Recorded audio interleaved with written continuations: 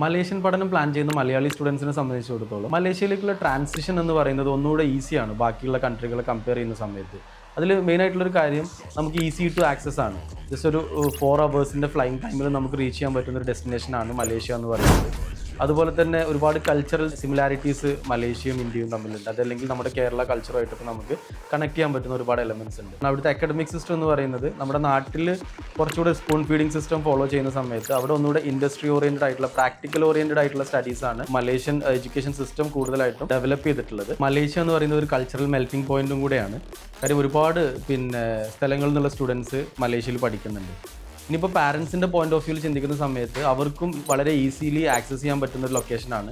Home away from home എന്ന് പറയുന്ന ഒരു ഫീൽ ഉണ്ടല്ലോ. ഇപ്പോൾ നമ്മുടെ നാട്ടിൽ മക്കൾ ബാംഗ്ലൂരോ ചെന്നൈയിലൊക്കെ പോയി പഠിക്കുന്ന അതേ ഡിസ്റ്റൻസിലും ആ ഒരു ഈസിനെസ്സിലും അവർക്ക് ആക്സസ് ചെയ്യാൻ പറ്റുന്ന ഒരു ലൊക്കേഷൻ തന്നെയാണ് മലേഷ്യ എന്ന് പറയുന്നത്. ഇന്ത്യൻ നാഷണൽസിന് അവിടേക്ക് ഓൺ അറൈവൽ വിസയാണ്.